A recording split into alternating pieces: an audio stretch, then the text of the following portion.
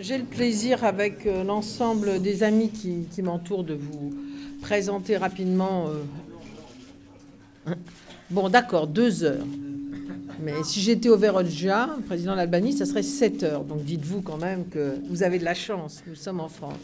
Non, mais pour revenir sur les choses sérieuses, vous avez tous eu maintenant ce projet que nous avons mis sur la table, j'allais dire, des Français, puisque c'est à la France et aux Français que nous nous adressons en proposant à la fois de redresser la France, d'essayer de retrouver une France juste et d'avoir un grand élan démocratique autour de notre République qui est si mis à mal ces temps-ci. Et donc je voudrais simplement, sans reprendre l'ensemble de ces propositions, et avant que nous répondions à vos questions sur le projet, je dis bien sur le projet, vous redire un peu la façon dont nous avons travaillé et surtout la démarche que cela a entraîné.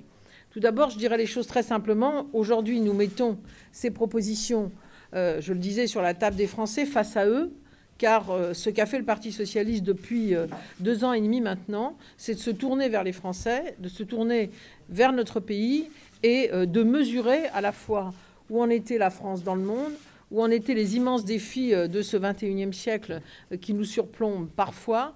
Nous avons été touchés, bien évidemment, bousculés par cette crise financière qui, pour nous, ce n'était pas une surprise, n'était pas seulement un accident de conjoncture, mais bien une crise d'un système, et puis par un système, un autre, celui du président de la République, qui a accru en France ce que le libéralisme financier a entraîné comme crise économique, crise sociale partout dans le monde. Donc nous avons été bousculés par tout cela, nous avons interrogé tout cela, mais nous avons d'abord voulu, et ça a été toute notre démarche depuis 2 ans et demi, aller vers les Français. Pourquoi aller vers les Français? Parce que certains nous disaient, et rappelez-vous, à l'époque, la France est à droite. Nous n'avons jamais voulu accepter cela. Nous avons toujours pensé que si les Français étaient si attachés à la France, c'est parce qu'ils étaient attachés justement à son identité, à cette égalité qui ne peut pas exister s'il n'y a pas de liberté et vice-versa. On n'est pas libre quand on n'a pas de toit, quand on n'a pas de travail, quand on ne peut pas élever ses enfants. Et puis à cette solidarité, à cette fraternité qui nous manquait tous et qui leur semblait véritablement rendre la vie beaucoup plus dure et je dirais même parfois très violente. Alors nous sommes d'abord allés à leur rencontre. C'était, vous en souvenez, le Tour de France. La France qu'on aime.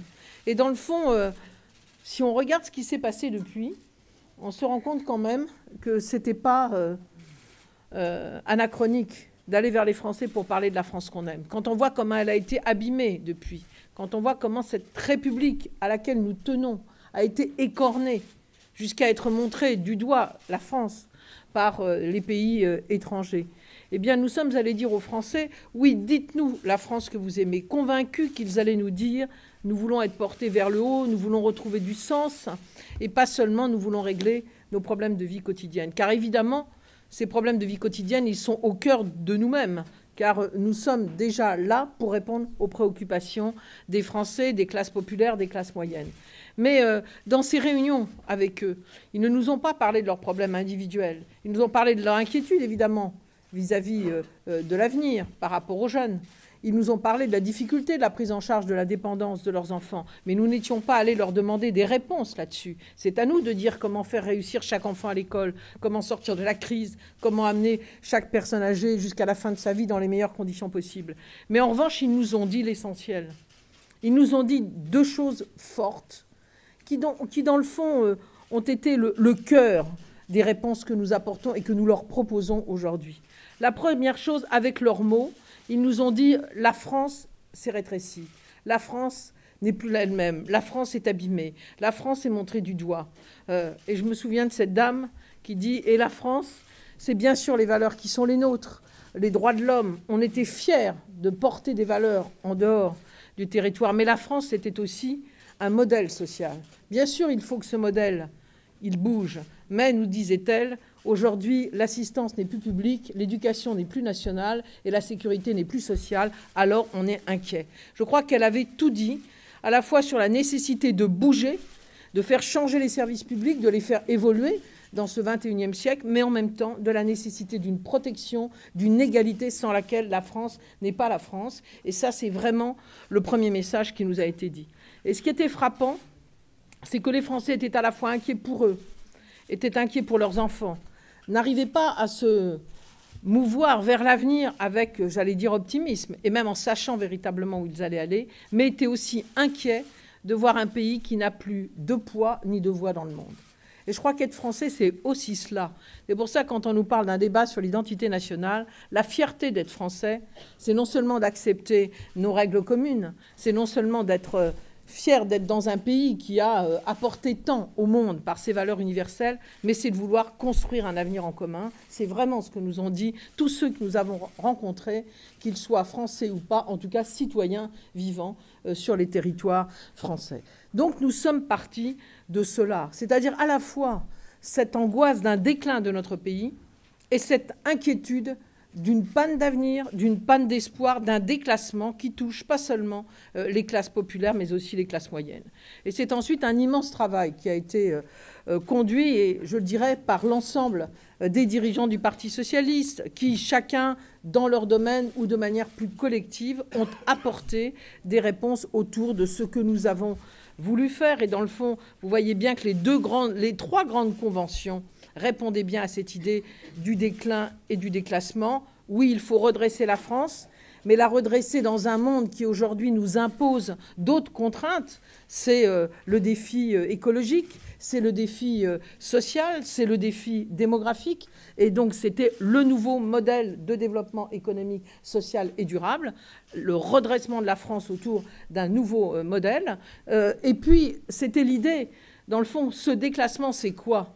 C'est l'idée qu'il y en a toujours tout pour les mêmes, et puis pour les autres, pas grand-chose. C'est l'idée sur laquelle d'ailleurs fleurit l'extrême droite, avec des mots simples et des réponses simplistes, c'est-à-dire tout simplement, là-haut on peut tout se permettre, et ici pas du tout. D'où ce travail considérable qui a été mené sur l'égalité réelle. Je salue Benoît Hamon et tous ceux qui ont travaillé avec lui, c'est-à-dire la conviction que nous avions, je dirais, avec la même force que nous l'avons eue en 1997 avec Lionel Jospin. Nous n'avions pas le droit d'échouer sur le chômage. Les Français n'avaient plus confiance en la politique, ni de droite ni de gauche, car depuis 30 ans, on avait échoué en la matière. Eh bien, aujourd'hui, nous le disons, les Français ont besoin qu'on en arrive à une égalité réelle. Une égalité réelle, ça veut dire quoi ? Ça veut dire donner sa chance à chacun, ça veut dire un accès réel à l'éducation, au logement, à la santé, mais ça veut dire aussi, et je vais y revenir, participer plus qu'avant à ses choix personnels comme au choix de la collectivité. Et puis, bien évidemment, déclin, redressement, déclassement, égalité réelle, justice remis partout. Et puis aujourd'hui, étouffement de la société dont tout le monde nous a parlé, élan démocratique que nous souhaitons, et c'est vraiment ainsi qu'ensuite nous avons travaillé.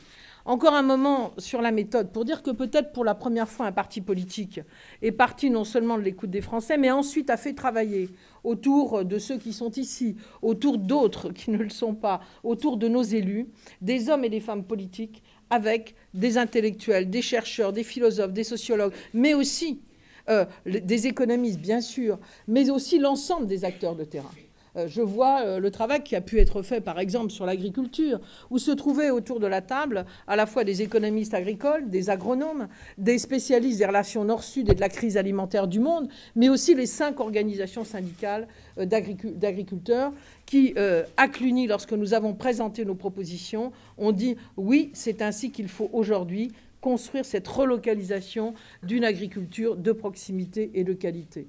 Pour reprendre un autre exemple, mais parce que je crois qu'on ne comprend la cohérence de nos propositions que si on rentre un peu là-dedans, prenons les personnes âgées, Charlotte Brun est là, et bien là, nous avons travaillé aussi bien avec des spécialistes, je dirais, des gériatres sur le plan médical, comme des personnes qui prennent en compte quotidiennement les personnes âgées, jusqu'à des sociologues comme Guérin, jusqu'à des médecins comme Amezen qui s'occupent des soins palliatifs et qui, dans le fond, nous ont amenés à réfléchir pas seulement sur la façon dont nous allons prendre et financer la dépendance pour que chacun aille jusqu'au bout de sa vie dans les meilleures conditions possibles, mais comment la société doit s'organiser pour que nos aînés y aient leur place, pour qu'on reconnaisse d'ailleurs ce que tous les retraités apportent à notre société, comme transfert de compétences, comme bénévolat, mais aussi pour qu'ils puissent exister, continuer à exister par du lien social qui existe avec eux et pas seulement par le fait que la collectivité peut leur payer des traitements médicaux ou les accompagner correctement. Voilà. Si je donne ces exemples, c'est pour dire que ce travail en commun a permis de construire un vrai modèle de société et pas seulement des réponses techniques à des problèmes lourds qui se posent à notre société. Alors à partir de là, eh bien, disons les choses, s'impose à nous ce qui s'impose à tout parti politique, et je n'insisterai pas sur les grands défis, mais quand même, le défi écologique, il est quand même majeur, et ce n'est pas parce que Fukushima vient d'arriver qu'il faut en parler plus qu'hier.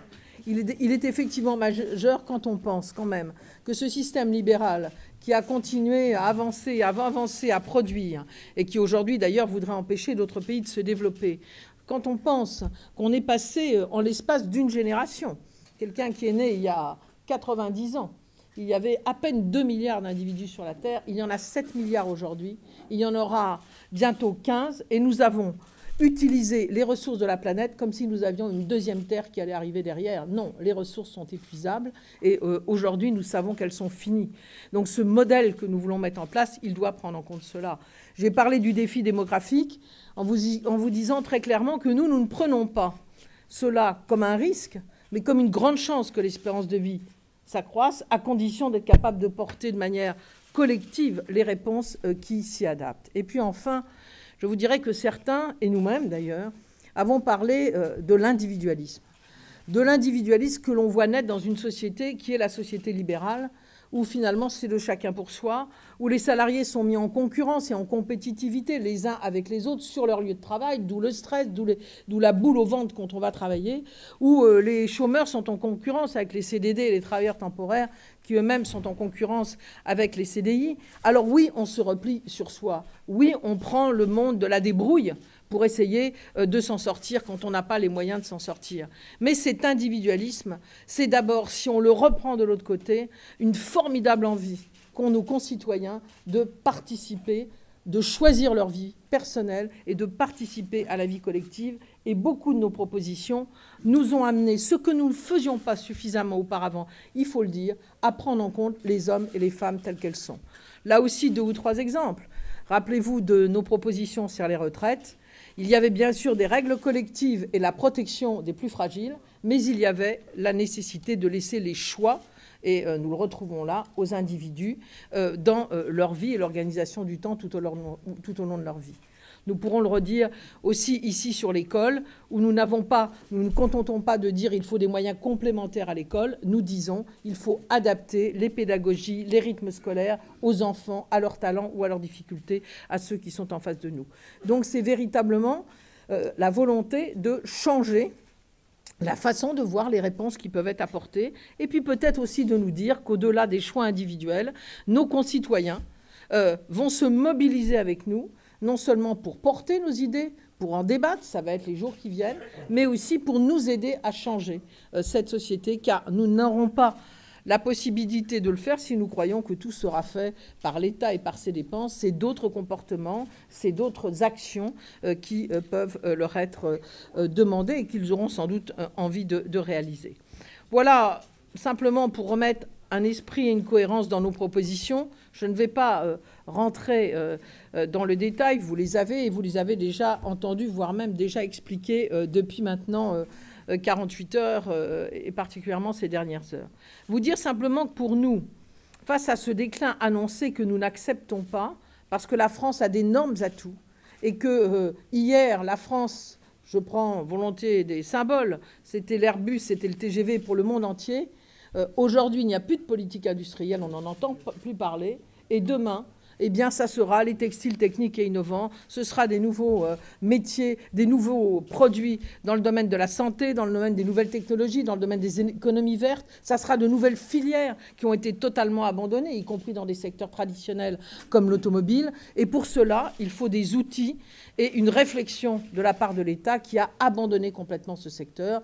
d'où une proposition comme cette banque publique d'investissement régionalisée, car c'est là que nous travaillerons au plus près des créateurs, des PME, tous ceux qui échappent aujourd'hui à l'argent public parce qu'ils ne sont pas cotés au CAC 40 et n'ont pas les moyens d'aller déposer le gros dossier là où il faut. Eh bien, cette banque publique d'investissement, avec des collectivités territoriales qui vont s'emparer et mettre leurs propres moyens, c'est les moyens enfin de redonner une compétitivité à la France et une vraie performance.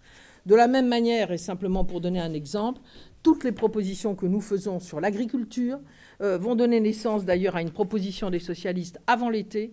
Nous allons, dans nos communes, dans nos départements, dans nos régions, lancer des appels d'offres pour privilégier, parce que le bilan carbone est plus favorable, c'est en tout cas de cette manière-là que nous ne sommes pas contradictoires avec les règles de la concurrence européenne, privilégier l'agriculture de proximité et de qualité, celle qui est autour de nos villes et celle qu'attendent souvent les agriculteurs pour pouvoir véritablement s'organiser. Donc, retrouver de la compétitivité, retrouver la vraie performance, celle qui ne met pas en concurrence les individus dans l'entreprise, mais qui utilise leur intelligence et leurs compétences pour porter des projets et pour innover, celle aussi qui permet de privilégier l'investissement par rapport à ceux qui distribuent tout leur argent aux actionnaires. Cette mesure, plus celle que nous proposons sur les licenciements, non seulement n'aurait pas permis Molex, cette fermeture scandaleuse qui a entraîné une entreprise particulièrement performante sur des créneaux mondialement expertes à l'extérieur, mais permettra aussi de relancer l'investissement dans un moment où on a besoin de relancer la croissance et de remettre l'économie devant la finance, c'est-à-dire tout simplement les choses à l'endroit, en poussant les banques à faire leur métier, c'est-à-dire en ne spéculant pas sur des produits de plus en plus complexes. C'est la régulation mondiale que nous appelons de nos voeux, mais en allant financer l'économie réelle, les créateurs, ceux qui risquent, c'est-à-dire les chefs d'entreprise. Donc, redresser la France, il y a beaucoup de propositions, vous le savez, en la matière, comme d'ailleurs redresser la voix de la France dans le monde. Là, il y aurait beaucoup à dire. Je pense qu'il faut d'abord changer le président de la République. Donc, nous ne l'avons pas écrit de cette manière-là, car il faut que cette position de président de la République française soit tenue, que la République soit respectée, que ses valeurs soient respectées, que sa parole soit respectée, qu'on sache travailler collectif, qu'on sache convaincre et qu'on n'essaye pas de faire des coups pour dire les choses rapidement et qu'on ne confonde pas diplomatie et business. L'attitude de la France lors des révolutions arabes est particulièrement significative de ce que l'on n'aimerait plus voir et de ce qui affaiblit l'image de la France dans le monde. Et je ne parle pas de tout le reste. Dakar, le discours de Dakar et tout le reste. Donc, retrouver et redresser notre pays. Mais aussi pour y retrouver l'essentiel. L'essentiel, c'est dans le fond la justice pour bâtir l'égalité réelle.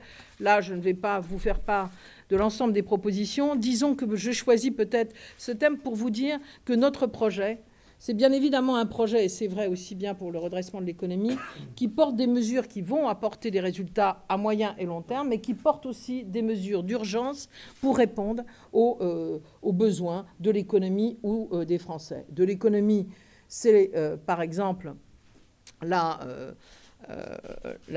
différenciation des taux d'impôt sur les sociétés selon les entreprises qui investissent ou pas.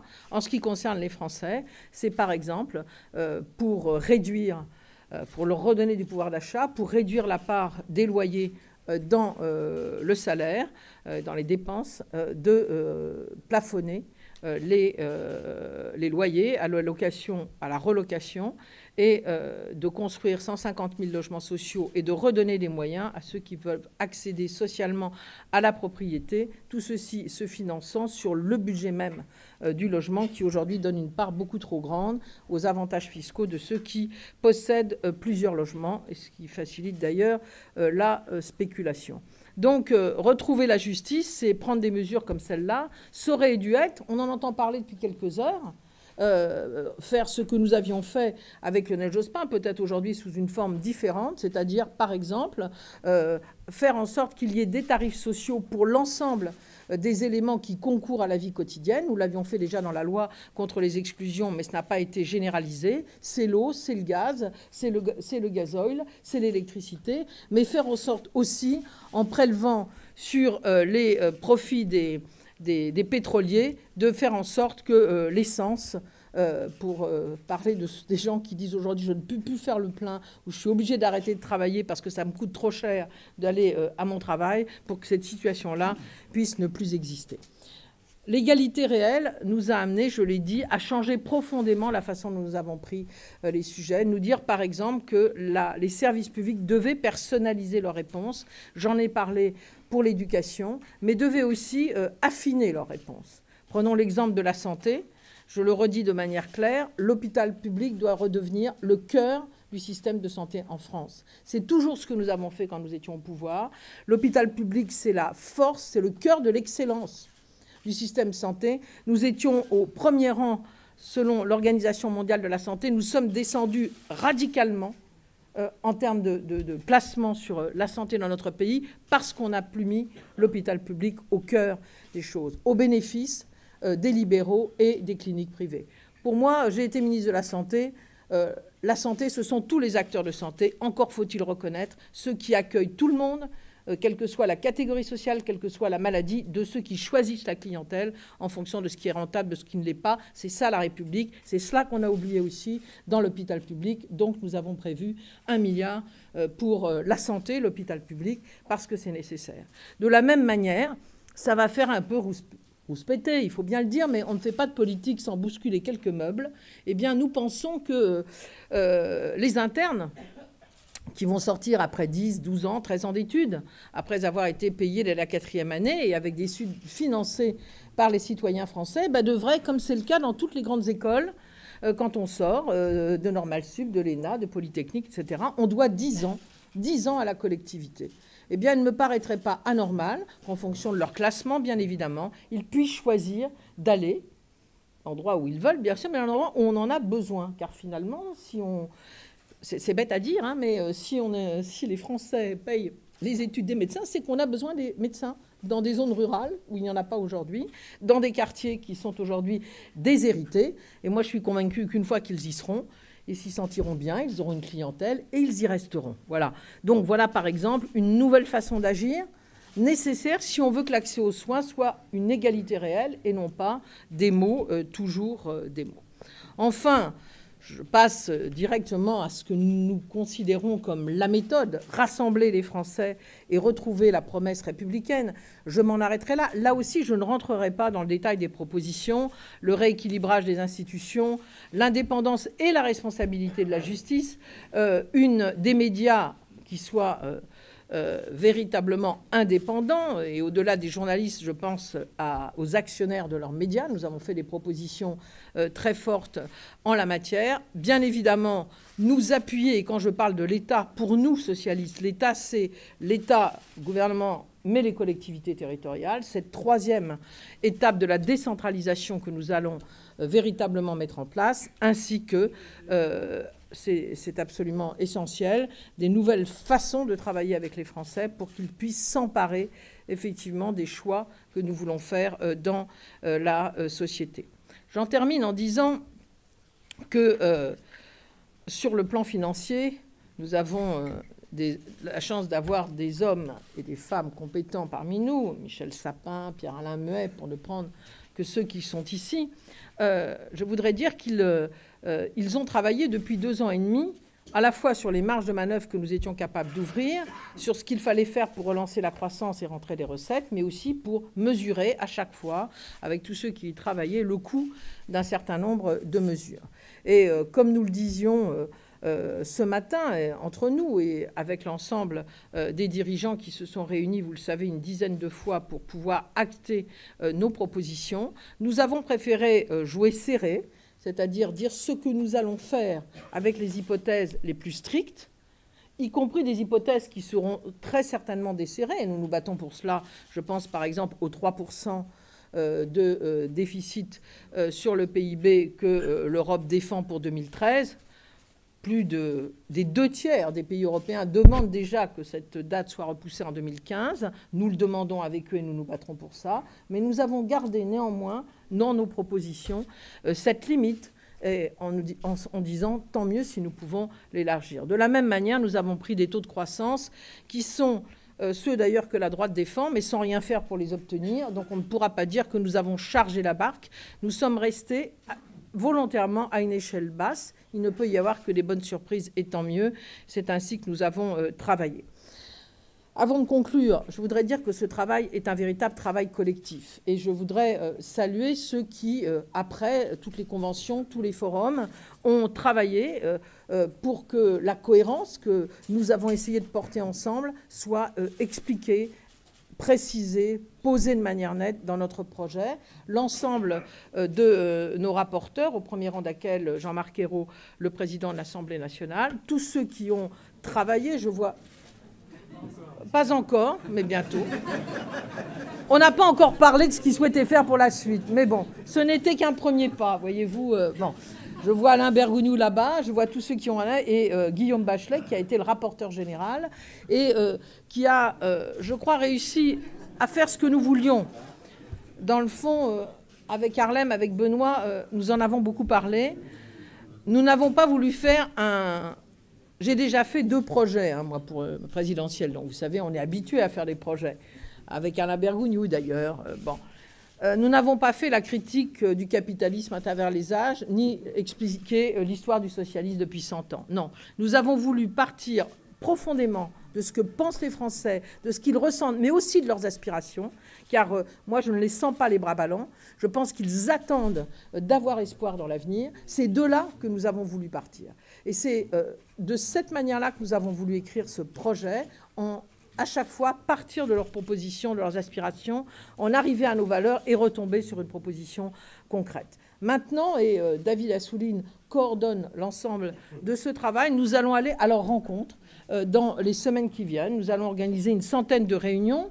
L'ensemble de nos grands rapporteurs, si je puis dire, Jean-Marc, vont y aller. L'ensemble de nos dirigeants vont aller faire ce tour de France pour aller présenter aux Français nos propositions et pour que le débat soit engagé à partir de ces propositions. Et je voudrais le dire extrêmement simplement, à un moment où finalement le président de la République et son gouvernement donnent l'impression de ne plus s'intéresser à la France et aux Français et de ne s'intéresser qu'à 2012, pour eux-mêmes, pas pour la France et pour les Français, vous avez bien compris. Au moment où on nous explique qu'il faut garder son électorat, et c'est vrai qu'il s'est même un peu échappé lors des dernières élections cantonales, où l'UMP, qui ne devait jamais descendre en dessous de 30%, s'est retrouvé à 17%, où on nous a parlé depuis des semaines de l'impôt sur la fortune, comme si c'était le sujet des Français, et fallait-il le supprimer totalement en partie, pendant que de l'autre côté, on nous faisait peur, on essayait de nous faire peur. N'ayant pas réussi avec l'identité nationale, n'ayant pas réussi avec les Roms, nous avons maintenant un seul bouc émissaire, l'islam de l'extérieur qui va venir nous envahir, et l'islam de l'intérieur qui, si j'en crois, le ministre de l'Intérieur comporterait trop de fidèles dans notre pays. Eh bien, au moment où, y compris pas très loin, à l'Assemblée nationale, quelques députés autour de quelques leaders politiques qui se demandent comment faire un lien encore plus fort avec l'extrême droite, se réunissent pour parler non pas de la laïcité, qu'on ne nous raconte pas d'histoire, mais de l'islam. Au moment où on essaye de diviser les Français, de leur faire peur, eh bien les socialistes, nous sommes fiers de parler à la France et aux Français pour leur porter le redressement de la France et de la justice. Voilà. Et je le dis très simplement, notre projet, il allie dans le fond la créativité, c'est ça le redressement, et la justice, c'est ça le cœur des convictions des socialistes. Il a pour objectif de redonner un avenir à notre pays, je crois que c'est vraiment absolument essentiel, et de lui redonner une place et une voix dans le monde, et il a pour objectif de redonner confiance aux Français et de les rassembler. Et ce qu'a oublié le président de la République profondément depuis qu'il est président, c'est qu'un président doit réconcilier les Français, doit les rassembler. C'est ça la République. La gauche et la République aujourd'hui ne font plus qu'un, quand certains partis dits républicains ont oublié la République encore ces derniers jours. Et bien que les Français sachent que nous sommes face à eux, que nous travaillons pour eux et que c'est avec eux que nous allons changer notre pays pour qu'ils retrouvent aussi ce qu'il a toujours eu dans ces grandes périodes, eh bien, de défendre ce à quoi il croit à l'intérieur, mais aussi de porter ses idées à l'universel. C'est là que la France est grande et ce sont ces périodes où les Français ont été le plus heureux. Je voulais un titre pour ce Projet, nous ne l'avons pas retenu, mais on n'a pas vraiment discuté. L'avenir aime la France, car je pense que nous sommes déjà dans cet avenir. Les Français ont peur de ne pas avoir d'avenir. Eh bien, nous leur disons, ça y est, l'avenir nous aime déjà, on y est déjà avec vous. Voilà le message aussi que je voulais leur passer aujourd'hui, grâce à vous. Merci.